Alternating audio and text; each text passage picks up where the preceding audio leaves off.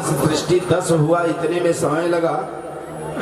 ब्रह्मा जी ने सोचा मैं अकेले कितना सृष्टि करूंगा, तो फिर भगवान से प्रार्थना किए। और जब भगवान से प्रार्थना किए, भगवान आए, बोले क्या बात है? बोले मानस सृष्टि से तो बहुत विलंब हो जाएगा, मानस सृष्टि करेंगे तो बहुत विलंब हो जाएगा, आप कोई दूसरा उपाय बताइए। तो बोले मैथुनी सृष्टि करो। बोले कैसे होगा? बोले अपने शरीर को 2 भागों में बांट दो। ब्रह्मा जी अपने शरीर से 2 भाग किए और उन 2 भागों से एक स्त्री और एक पुरुष उत्पन्न हुए। स्वयं भुव मनो अरुषत रूपा, स्वयं भुव अरुषत रूपा, स्वयं भुव मनो अरुषत रूपा, स्वयं भुव मनो अरुषत रूपा, स्वयं भुव मनो अरुषत रूपा, स्वयं भुव मनो अरुषत रूपा, इनसे भजन सृष्टि अनूपा, इनसे भजन सृष्टि अनूपा, जिनसे भजन सृष्टि अनूपा, जिनसे भजन सृष्टि अनूपा। दाएं भाग से स्वयंभू महाराज को जन्म दिए और बाएं से शत्रुपा जी को। 2 भागों से अपने शरीर को ही नष्ट कर दिए और 2 भागों से, बाएं भाग से शत्रुपा जी को उत्पन्न किए और दाएं भाग से स्वयंभू महाराज को। बोलिए जय जय श्री राधे। दोनों हाथ जोड़कर ब्रह्मा जी को प्रणाम किए, बोले हे पितामह मुझे क्या करना है? बोले जाओ और सृष्टि करो। बोले कैसे? बोले विचार करो, अपने आप सृष्टि होता चला जाएगा। और यहाँ से मैथुनी सृष्टि प्रारंभ हुआ। प्रथम मैथुनी सृष्टि में मनु और शत्रुपा जी के द्वारा आकुतिम रुचये प्रदत्तात् कर्दमयः तु मध्यमां दक्षा यदात्म प्रसूतिं च यत आपूरितम जगत। 3 पुत्रियां हुई। वो 3 पुत्रियां कौन हुई? आकुति, देवहूति और प्रसूति। आकुति को रुचि प्रजापति को दे दिए, उनसे ब्याह कर दिए और देवहूति का विवाह कर्दम जी से किए और प्रसूति का विवाह दक्ष प्रजापति से किए।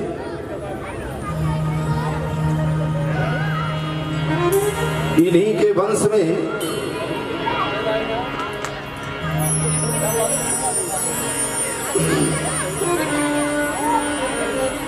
यह पूरा सृष्टि हुआ। बोलिए जय जय श्री राधे।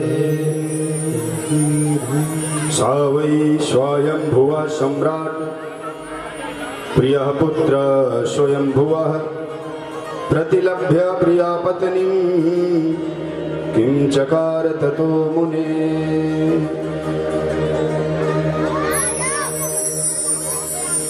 स्वयंभू मनु जी के और शत्रुपा जी के कुल में ही पूरे ब्रह्मांड की सृष्टि है।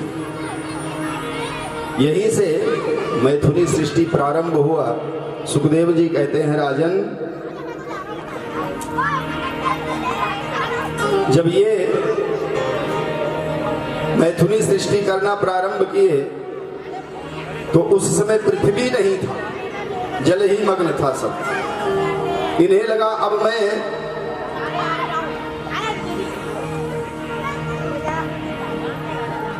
सृष्टि कहां पर करूं, आधार तो कोई है ही नहीं। तब वो ब्रह्मा जी के पास गए और प्रार्थना किए, प्रभु पृथ्वी माता को हिरण्याक्ष नामक दैत्य ले जाकर पाताल में रख दिया है, हम कहां पर करें सृष्टि। तब ब्रह्मा जी ने भगवान का स्मरण किया, और जब भगवान का स्मरण किए तो भगवान उसी समय ब्रह्मा जी के नाक से प्रकट हो गए। बोलिए बारह भगवान की। घ्राणेन पृथिव्या पदवी विजिघ्रान क्रोडापदेश स्वयं ध्वरांगः कराल द्रष्टोप्य कराल दृग्भ्या मुदिवीच्छ विप्रान् गृणतो विसात्काम्। ब्रह्मा जी के नाक से 12 भगवान प्रकट हो गए, भयंकर शरीर बनाए। ब्रह्मा जी देख करके स्तुति करने लगे, हे प्रभु आप किस रूप में आ जाओगे कोई पता नहीं है।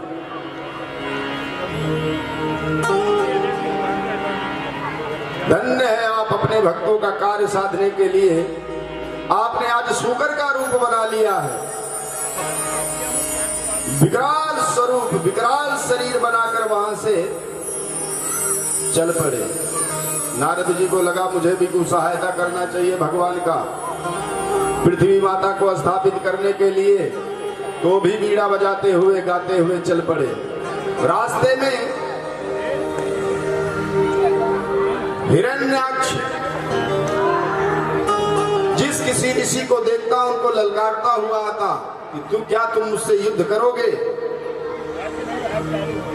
ऋषि बेचारे तप करने वाले यज्ञ करने वाले वो हाथ खड़ा कर देते थे, नहीं मैं युद्ध करने वाला ब्राह्मण नहीं, मैं तो याज्ञी ब्राह्मण हूं, तप जप पूजा पाठ करने वाला।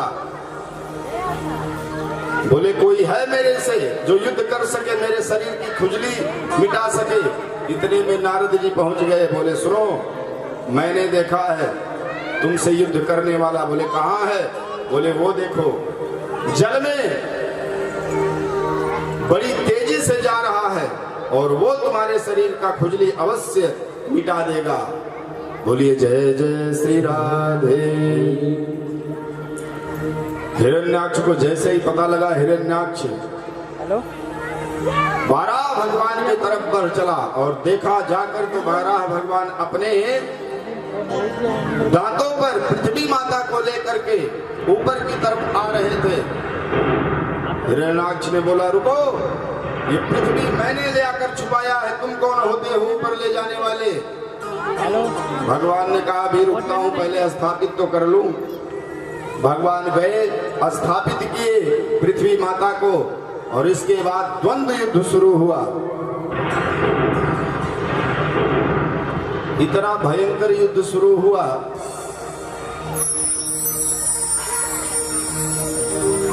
कई दिनों तक युद्ध चलता रहा। सारे देवता हिरण्याक्ष से परेशान थे, सब स्तुति कर रहे थे प्रभु अब जल्दी इसे निपटा दो, अगर कहीं ये बच गया तो जीने नहीं देगा। सबकी प्रार्थना भगवान सुने और हिरण्याक्ष का वध कर दिया। सुखदेव जी कहते हैं राजन, भगवान शूकर के रूप में आकर पृथ्वी माता को स्थापित किया, और ये जो कुशासन पे आप बैठे हो, ये कुशासन कहीं और से नहीं, भगवान वाराह के ही शरीर के रोवे से उत्पन्न हुआ है। बोलिए जय जय श्री राधे। बोले महाराज हिरण्याक्ष का वध कैसे, जन्म कैसे हुआ जो भगवान को वध करना पड़ा?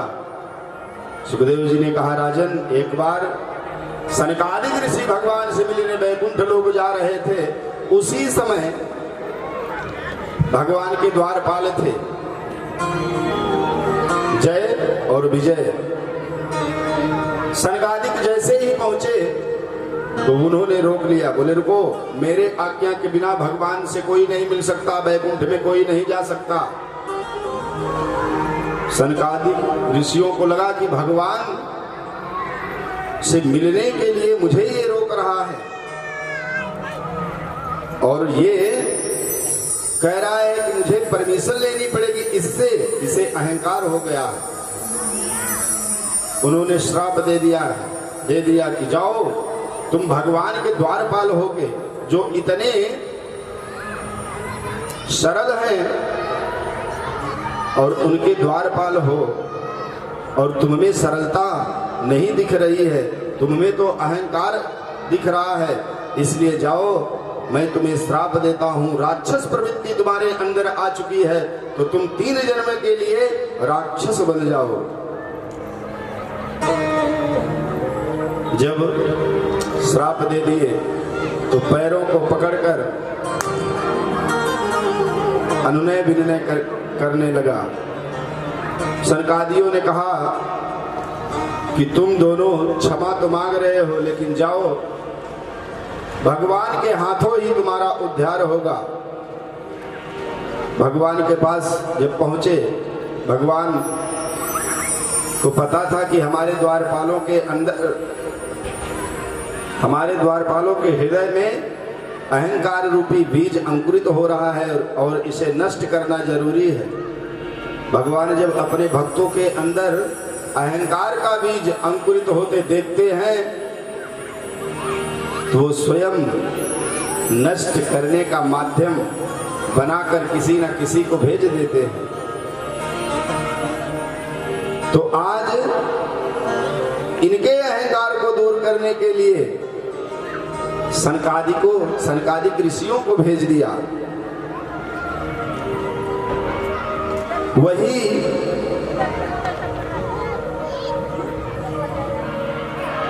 जय और विजय आज हिरण्याक्ष और हिरण्याकश्यप बन के जन्म लिए। बोलिए किसके यहाँ जन्म लिए और क्यों लिए?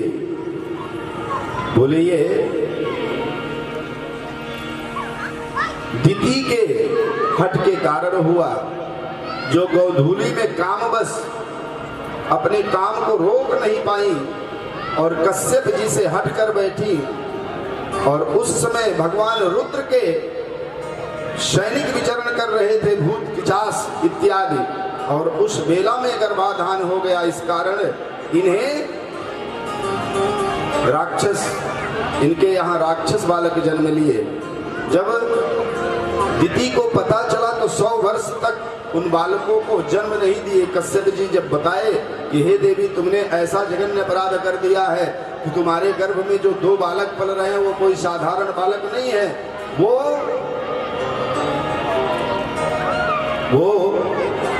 राक्षस है।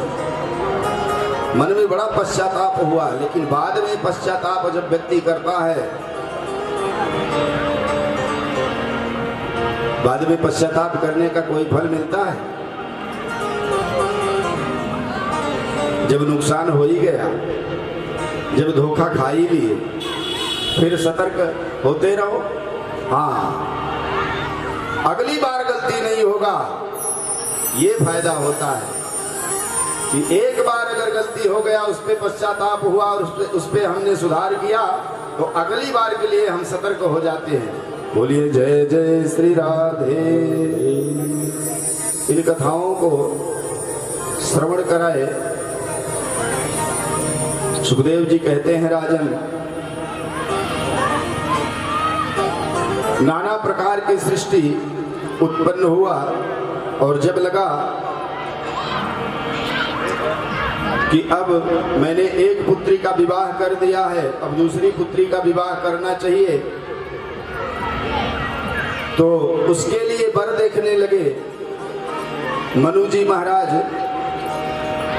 महाराज को अपनी पुत्री के योग्य वर नहीं मिल रहा था। कोई ब्रह्मा जी के पास गए, ब्रह्मा जी ने कहा, जाओ मेरा पुत्र करदम, जो बहुत ही श्रेष्ठ और विद्वान है, भगवत भजन करने वाला है, भगवान के चरण शरण में हमेशा लगा रहता है, उसके पास जाओ और अपनी पुत्री का विवाह कर दो। ब्रह्मा जी के बताए अनुसार करदम जी के आश्रम में स्वयंभू मनु जी पहुंच गए अपनी पुत्री को लेकर। बोलिए जय जय श्री राधे।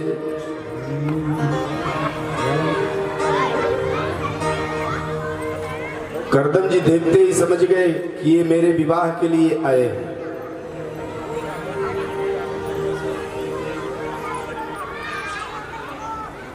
और उन्होंने 2 आसन उठाकर रख दिया। एक आसन देवहूति जी के पास और एक आसन मनु जी को दिया। मनु जी आश्रम पे बैठ गए।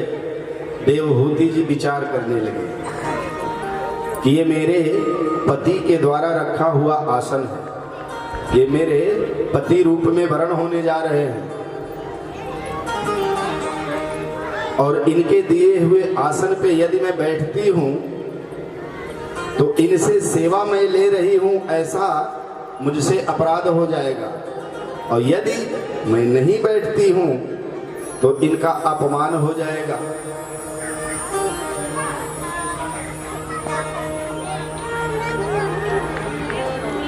देवहूति जी उस आसन पे बैठी नहीं, लेकिन बताओ कि अपमान ना हो ये क्या की। बगल में तो बैठ गई, लेकिन हाथ को उस आसन पे रख दिया स्पर्श करके कि ये मुझे स्वीकार है, लेकिन ये सेवा मैं ले नहीं सकती। बोलिए जय जय श्री राधे। मनु जी ने जैसे ही आसन ग्रहण किया, करदम जी ने देखा कि पिताजी आसन ग्रहण किए, लेकिन पुत्री ने स्पर्श मात्र किया।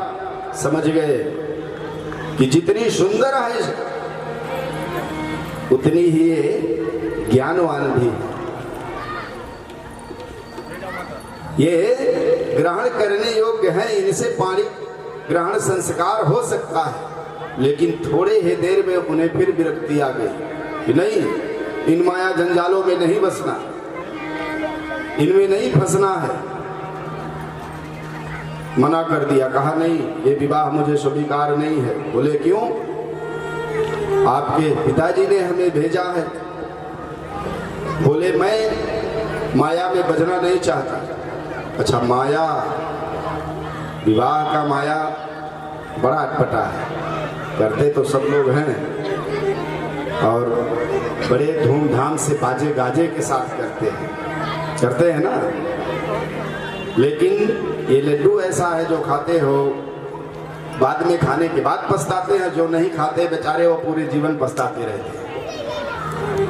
लेकिन विवाह होते समय जो गाजे बाजे बजते हैं वो भी एक संदेश देते हैं। क्या संदेश देते हैं पता है आपको? पता तो होगा।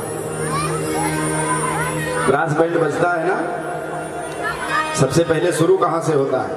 वो झांझ लिया रहता है गोल सा, उसको जब बजाता है तो उसमें से आवाज निकलती है। क्या आवाज निकलती है? झंझट में फंसे, झन झन निकलता है ना, झंझट में फंसे, झंझट में फंसे, झंझट में फंसे। तो दूसरे वाले से रहा नहीं जाता है, वो कहता है, जो छोटा सा होता है उसको डंडी लेकर बांधते हैं, चाटी घोड़े की टापू लगाओ, कब तक के लिए, कब तक के लिए, कब तक के लिए, कब तक के लिए। वो कहता है कब तक के लिए। बड़ा वाला जो होता है गोल सा, उस पे जब डंडा मारता है तो वो कहता है बच्चा छूटने वाले नहीं हो, हरदम के लिए, हरदम के लिए फंसने जा रहे हो आज। मनु जी महाराज बहुत समझाए, गर्दन जी ने कहा मैं नहीं करूंगा। ब्रह्मा जी आए, बेटा सृष्टि करो, मैंने आपको इसीलिए जन्म दिया है, आप मेरे सृष्टि क्रम में सहयोगी बनो। करदम जी ने कहा पिताजी सब कुछ तो सही है, लेकिन मैं सृष्टि क्रम में सहयोगी नहीं बन सकता, मैं भगवान को पाना चाहता हूँ, मैं मोक्ष पाना चाहता हूँ, मुझे इस संसार से कोई मतलब नहीं है। ब्रह्मा जी ने कहा बेटा गृहस्थ आश्रम में भी रहकर भगवान को पा सकते हो। बोले यदि भगवान स्वयं आकर कह दे कि मेरे यहाँ पुत्र बनकर आएंगे तो मैं विवाह करूंगा, नहीं तो मैं विवाह नहीं करूंगा। तो भगवान को आकर कहना पड़ा कि मैं आपके पुत्र रूप में आपको मिलूंगा। तब कर्दम जी ने देवहूति से विवाह किया। बोलिए जय जय श्री राधे। विवाह हुआ और होते ही कर्दम जी कुटिया में ले आए और कहा देवी आप बैठो, मैं संध्या करके आ रहा हूं। संध्या करने गए तो पता चला 100 वर्ष समाधि लग गई। लेकिन देवहूति जी समाधि से जगाई नहीं, वो नित्य झाड़ू लगाया करती थी। शरीर पे मिट्टी इत्यादि ना लगने पाए, इसलिए वो साफ किया करती थी और महाराज समाधि में लीन थे। 100 साल बाद जब नेत्र खुली तो सामने देवहूति जी को देखकर बोले देवी आप कौन हो? देवहूति जी ने कहा ले ये हमको ब्याह के लाए हैं, पूछ रहे हैं कौन हो। ये हमको ब्याह के लाए हैं, पूछ रहे हैं कौन हो। तब याद दिलाया स्वामी मैं आपकी पत्नी। देवहूति बोले मेरी पत्नी? बोले हाँ आप याद करो कि मेरे पिता आपके साथ मेरा पाणी ग्रहण संस्कार किया है। कर्दम जी ने कहा देवी तो आज तक आपने जगाया क्यों नहीं मुझे समाधि से? आपका तो धर्म था, आप जगा सकती थी, आपका तो हक था। बोले स्वामी मैं ये अपराध कैसे करूं? ये तो मेरा सौभाग्य है जो मैंने आप जैसा पति पाया है, जो भगवान में लीन है, जो भगवान को पाना चाहता है, और मैं आपको भगवान से अलग कर दूं, आपको तब से उठाकर अपराध कर दूं। ऐसा जघन्य अपराध मेरे से हो जाता तो मैं कैसे जी पाती? मनु कर्दम जी ने सोचा वाह आज तुम्हें पाकर तो मेरा जीवन धन्य हो गया। कर्दम जी ने कहा देवी अब बताओ मैं आपका क्या,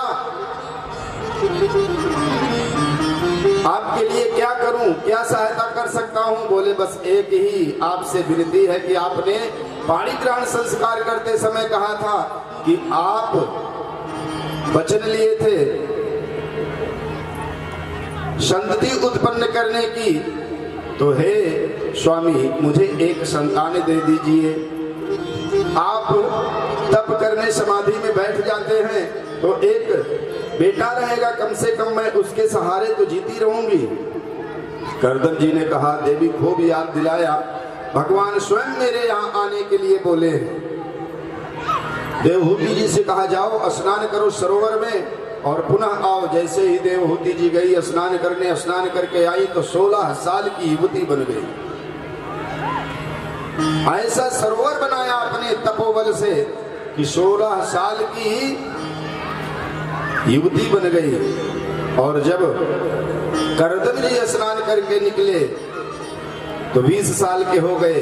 जैसे विवाह जिस समय में हुआ था उसी समय के आज देवहूति जी और कर्दम जी अपने तपोबल से एक कामघ नामक विमान बनाया और उस विमान के बड़े विशेषताएं थे। बड़ा हो जाता था, छोटा हो जाता था, झरने बहने लगते थे, जब चाहते थे तब वर्षा होता था, जब चाहते थे तब मौसम बदल जाता था। सरोवर इत्यादि सब कुछ उसमें था। और उसी विमान में बैठकर विहार करते रहे कई वर्षों तक। और विहार करते करते 9 कन्याएं हुई। एक दिन कर्दम जी के मन में विचार आया कि अब मुझे चलना चाहिए तप करने। और जैसे ही तप करने जाने लगे, जैसे ही तप करने जाने लगे, देवहूति जी ने कहा स्वामी आपने एक बेटा देने को बोला था, अभी तो कन्याएं हुई हैं, आप चले जाएंगे तो मैं विवाह इत्यादि कैसे करूंगी? कम से कम एक बेटा रहेगा तो कुछ सहाय। और ये अपने घर चली जाएंगी, ससुराल चली जाएंगी, तब मैं कैसे जीऊंगी? एक बेटा तो दीजिए। पुनः जब याद दिलाया तब कहा देवी अब की बार तो आना ही पड़ेगा भगवान को। 10वें गर्भ में देवहूति जी के भगवान कपिल देव जी आए और कपिल देव जी का जन्म हुआ। बोलिए कपिल देव भगवान की। और जब कपिल देव जी का जन्म हुआ तो सारे देवता भगवान के उस दिव्य झांकी को देखने के लिए आकाश मंडल में आए और पुष्प वर्षा करने लगे और कहने लगे, हे देवहूति माता और हे कर्दन जी, आप धन्य हो, आपके यहाँ भगवान जन्म लिए हैं। बोलिए जय जय श्री राधे।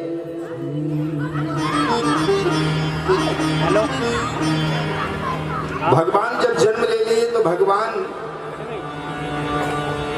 को देखकर और प्रणाम करके आज पिता पुत्र को प्रणाम किया है और कहा, भगवान आप आ गए हो, आप संभालो, अब मैं चल रहा हूं आपके भजन के लिए। और तत्क्षण घर को छोड़कर पुनः जाकर कर्दम जी समाधिस्थ हो गए, समाधि में लीन हो गए। कुछ दिन व्यतीत हुआ तो कपिल देव भगवान भी छोड़कर जाने लगे। देवहूति जी ने कहा, पुत्र आप अगर चले जाओगे तो मैं कैसे अपना जीवन यापन करूंगी। कपिल देव जी ने बड़ा सुंदर उपदेश दिया, माता परमात्मा ने सबको जन्म दिया है, परमात्मा ने सबको जन्म दिया है और सबको परमात्मा का ही भजन करना चाहिए।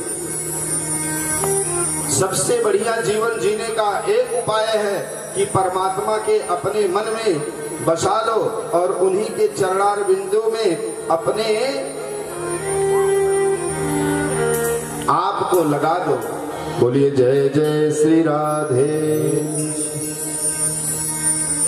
कहते हैं, देवहूति जी कहती हैं कि पुत्र आप ही कुछ उपाय मुझे बता कर जाओ, क्योंकि मुझे तो पुत्र का मोह है और मैं ये जानता हूं कि आप भगवान के ही रूप हो, आप भगवान ही हो, मेरे गर्भ में आए हो और ये मेरे पति देव ने पहले बता रखा है, इसलिए मैं तो आपको ही भगवान मानती थी और आप ही मुझे छोड़कर जा रहे हो। यदि आप चले गए तो फिर मैं पूजा किसकी करूं। बोले, माता भगवान को अनेकों प्रकार से पाया जाता है। भक्ति योगो बहुविधो, भक्ति योगो बहुविधो मार्गैर्भामिनी भाव्यते, स्वावागुणमार्गेण पुंसा भावो विभेद्यते। भक्ति योगो बहुविधो, अनेक प्रकार की भक्ति है, विविध प्रकार की भक्ति है। मार्गैर भामिन भाव्यते, जिस मार्ग में आपका मन लगे, आपको भावे, वही मार्ग प्रशस्त है आपके लिए, वही मार्ग आप चुन सकते हो और भगवान की भक्ति कर सकते हो। अनेकों मार्ग हैं हे माते, इसलिए सबसे सरल मैं आपको बताता हूं, अष्टांग योग है। अष्टांग योग है। बहुत से ऋषि मुनि अष्टांग योगों के द्वारा भगवान को पाते हैं, लेकिन सबसे सरल जो भक्ति है मैं उसे आपको बता रहा हूं, सुने। श्रवणम कीर्तनम विष्णोः स्मरणं पाद सेवनम् अर्चनं वंदनं दास्यम्